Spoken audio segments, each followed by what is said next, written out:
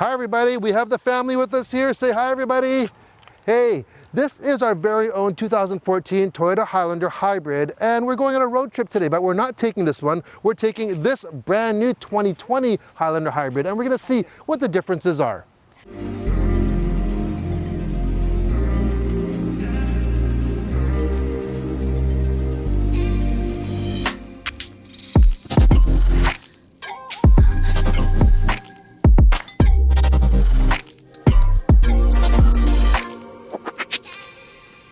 All right, we're on the road, and I gotta say, you need a vehicle like this when you're going on a longer road trip with a family. First of all, we are headed to Kelowna, and from the Lower Mainland, we are gonna drive 400 kilometers in this Highlander Hybrid. And the interesting thing is that this is now a 2.5 liter four-cylinder hybrid engine.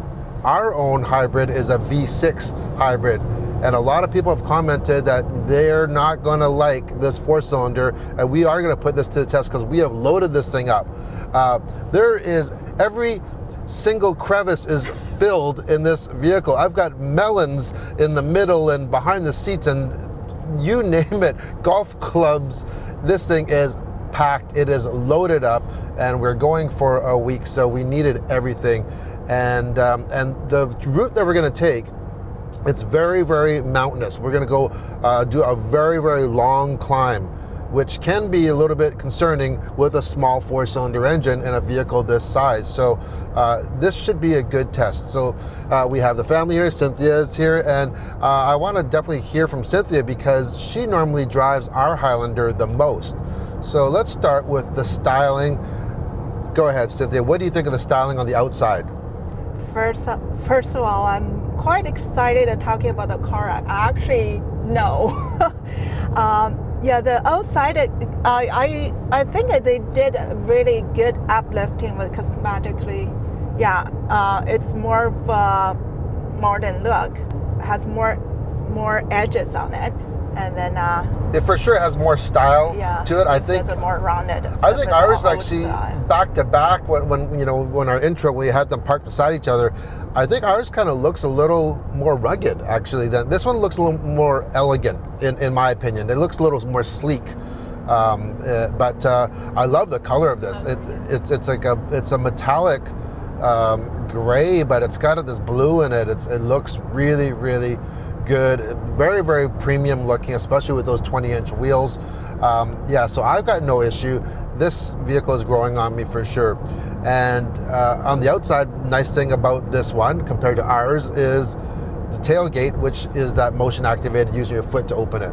That's a big plus. I wish ours did have that. And also, if you watch the regular Highlander comparison that we did in another video, you can see that the back tailgate is actually quicker now. It actually opens up faster, and ours is a little bit slow. But we do miss out on that rear glass. We don't have that rear glass anymore on this one, so that's a little bit disappointing. On the inside, there's a lot of changes here as well as a lot more tech involved. You have a large digital display in the middle now, and that gives you all your eco modes and all your information that you want to see. But also, you can see a lot through the head-up display, which is available.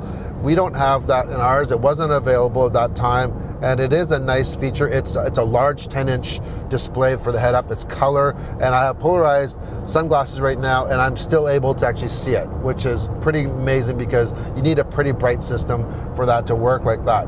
But you have kind of an issue, not an issue, but you had a little bit of a feedback on the center console here. You're not a big fan. I like they have a bigger screen now. Yes. Yeah, and then it's actually divided. You get all the information there that you wanted. The one thing is just about the look. First time I sat in here, this piano black, it did not grow on me. So yeah, you're not a fan of the piano black finish. No, and then especially when the sunlight comes in, it really shows a little bit of dust, any bit of dust on it. It shows up. It just not my thing. But other than that centerpiece, I mean, just the look of it and everything else, I like it. I really like it. Yeah, a lot of more buttons are more accessible here now, so it is easier to control. Yeah, on ours, some of the other buttons were actually hidden forward, but you know what? They weren't buttons that you actually use very much either. You know, the Eco button or the EV button. For me, as not really a car girl, it's hidden. I don't even know they exist. I really didn't use those very much either, but yeah, they have actually cleaned up the front here, and then you have a lot of connectivity right now. We have 3 USB ports in the front plus a 12 volt.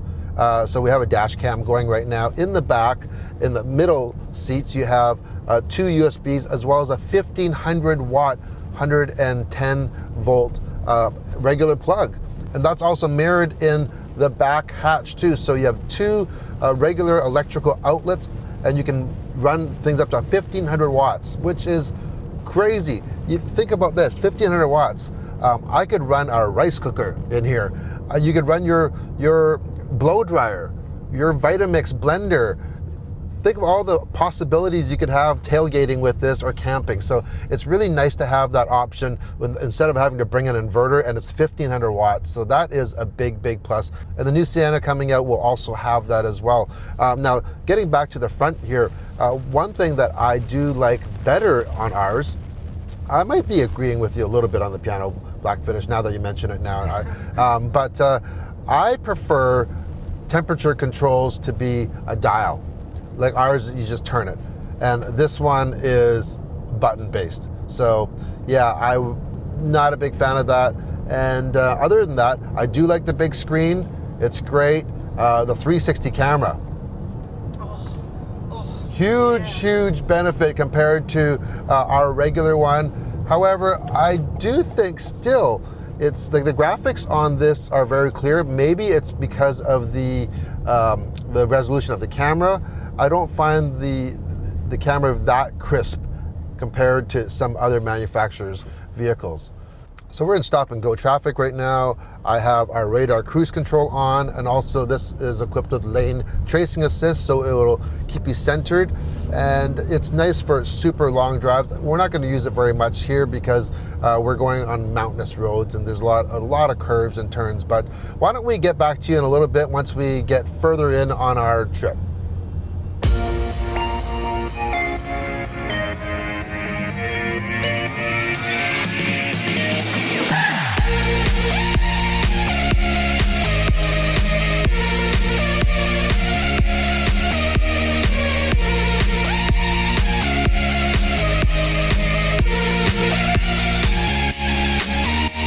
All right, we are halfway through our road trip. We have done over 200 kilometers.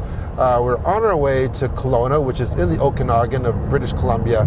And so far, so good. Now let's talk about this hybrid system to begin with. We mentioned it is a 4-cylinder now, so it's a 2.5 liter 4-cylinder Atkinson cycle engine, and it's matched to Toyota's hybrid system. Now, one thing that we've both noticed though with this Atkinson cycle engine, especially if you're in and around town, it can be a little bit more noisy at lower RPMs. It's a little bit more buzzy, definitely compared to our V6. But once you get going, you don't notice it at all. Now let's talk about the differences between the 2 hybrid systems, which is ours, which is the previous generation. Ours is a 2014 Highlander hybrid, by the way. And the biggest difference that I noticed on this is that this will switch into EV mode much easier. Like you don't have to really baby it, and it'll go into EV mode, and it can stay into EV mode a lot longer, it seems. So I'm not sure if it's the size of battery or the type of battery now. It just, technology just gets better. So you can actually go for a long period of time with just EV if you just be a little more careful, and if you're not going up a hill, for instance. And also, even when we're on the highway at even highway speeds over 100 kilometers an hour, if it's a level ground, it can actually switch into EV, and it did it a few times. So we have done a lot of climbing though. We mentioned we're going up the Coquihalla, so we're on a climb right now. You can see our gauge going from the eco mode into the power mode right now. And one thing about the Coquihalla though, if you've never been here, this is one of the few highways in Canada where it does have a higher speed limit. You know, you're doing 120, 130 kilometers per hour, and we're not pussyfooting it. I'm not trying to save fuel on this trip. I just want to actually get there.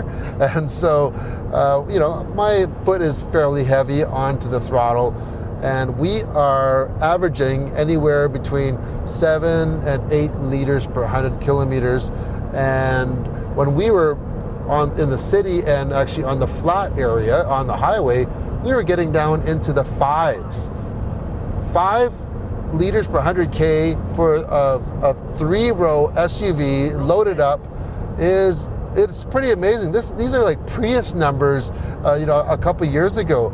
It's pretty awesome, and so far it's had zero issue. You can really feel the hybrid system even at speed. We're doing 125 kilometers per hour right now up a hill, and when you just press that accelerator, you can feel the instant torque. It is there, and it's not really working this 4-cylinder too hard whatsoever. Now, we are not pulling anything. That's the only difference. But yeah, if you do want to pull anything, the towing capacity on this is 3,500 pounds, which is 1,500 pounds less. Regular gas engine does 5,000 pounds of towing capacity. But yeah, so far so good. The ride's comfortable. This is definitely more stable, and this platform is a big difference compared to ours. And at these higher speeds, you do feel a little bit more confident driving. Now, there are some other things this Highlander has that ours doesn't. We mentioned the bigger screen and the 360 camera, the head-up display, but also this has wireless charging. And another thing that Cynthia likes is The hold button. yes, the hold button. So this is equipped with an electronic parking brake, which ours is a manual. You have to actually press it. Yeah. So because of the electronic e-brake or emergency brake, you can also have auto hold. So that means when you are stopped at a light, if you have it activated, you can just take your foot right off the brake, and it'll hold for you until you actually keep on going. So that's a nice feature. All right, I want everyone to hear what it's like. We are on really rough pavement right now, so take that into consideration. But we're going up a hill. We are doing 130 kilometers an hour right now, going up a long, long mountainous hill. The logging trucks are just crawling up here. We're passing pickup trucks, and this is how loud it is. You basically hear almost no engine noise whatsoever, and all you're hearing right now is just the tire noise, because this is that really rough aggregate pavement. And another thing, this one is equipped with an electronic mirror.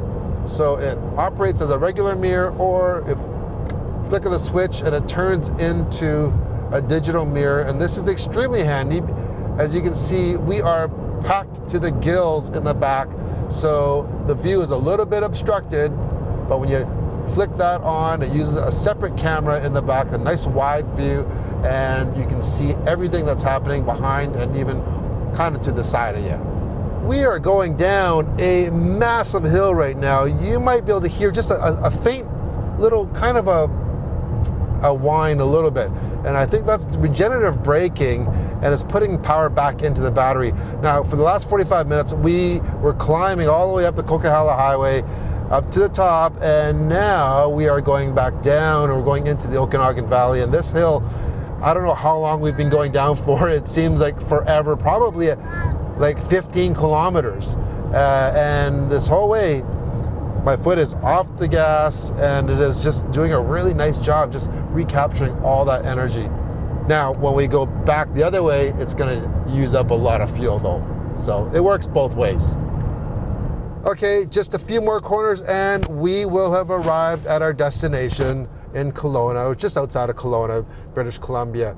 400 kilometers, over 6 hours, thanks to grocery stops, fuel stop, bathroom breaks, and of course food stops.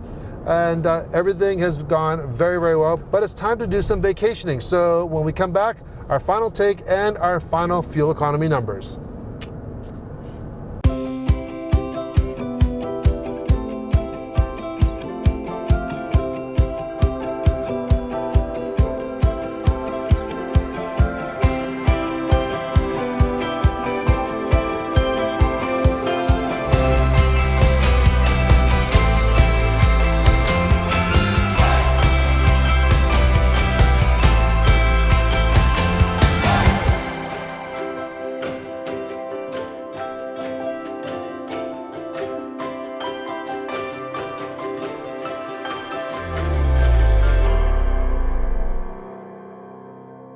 Okay, that was a pretty good little vacation. What'd you guys think? You guys like it? Wish it's longer. Yeah. So yeah, wish it was longer. We always wish that, but I couldn't believe that there's a kangaroo farm like not too far from where we live. Well, about 400 kilometers, but still within British Columbia. So just a recap, we are almost home now, and we are just about 900 kilometers for our round trip. Yes, they want to get home, 900 kilometers, and we have averaged, drum roll, 7.3 liters per 100K. And I'm telling you, this was a torture test for any vehicle, regardless if it's a 4-cylinder hybrid or not. There is some crazy steep climbs. That one hill that we were going down, we measured it going back up, it was 27 kilometers. A 27 kilometer hill driving up, and yeah, 7.3K liters per 100 kilometers. Very impressive. Not once did this thing feel like it was really struggling at all. I'm so impressed with this 4-cylinder hybrid that I'm really looking forward to trying it in the Sienna, because the new Sienna is only coming with this powertrain. There's no gas version available, or straight gas version at all. And a lot of people are kind of skeptical, thinking that's not enough power for it. And I'm telling you, if it's anything like this, it's probably a little bit heavier though, but you'll have no problem. And actually this transmission, this eCVT, actually works very well. Since the eCVT doesn't use belts, they use actually gears, and that along with the electric hybrid system, it doesn't really have a lot of whine that you normally get for a continuously variable transmission, and it really gets you into your low RPMs very quick. So even going up a hill at 120 kilometers per hour, you are running fairly low RPM. And speaking of speed, we averaged on the way back, I would have to say between 120 and 130 kilometers per hour the entire way. And yeah, so we were not going for the best fuel economy. So that 7.3 is real world mileage, hands down. Seriously, you could get it lower, but yeah, we just drove it regularly, and that's what I really wanted to see. So other things we noticed after 900K, there's small little things. We mentioned the digital mirror. Our back was packed and vision was obstructed. This is very handy to actually watch for traffic behind you. I didn't have it on all the time because people in the back sometimes might find it a little bit distracting seeing a screen up front. So when there's some traffic, just turn that on. Another thing that I wish it did have, what is it, Cynthia? Fridge, right here. Yes, the same as the new Sienna comes with, as an option, on the top trim, you can get a vacuum and refrigerator freezer. Yes, it's not huge, but I can really see that being handy on these trips like this. We're on the road for over 4 hours right now, and to be able to, we have a cooler in the back, sure, but it's not convenient. It's not easy to get at. We'd have to pull over and dig things out. We could have just taken some sandwiches out, or maybe some ice cream, and stashed it away into that cooler and just ate it on the go, and that would have been perfect. And a vacuum, of course, it's always good. So I don't know why they always reserve those type of features for minivans, because these 3-row SUVs are also family vehicles. So come on, Toyota, get with it. If you've never had a chance to visit the Okanagan region of British Columbia, do yourself a favor, get yourself there. There was so much to do. There's vineyards, there's orchards, and the roads. There's some of the best roads out there. Sure, you can't really do a lot of carving when you have a carload full of gear and family, but absolute gorgeous roads. So, well, thank you for joining us on our little road trip in the new Highlander Hybrid. And like always, thanks for watching. Make sure like, subscribe, and comment. And until next time, see you on the next video. Ciao.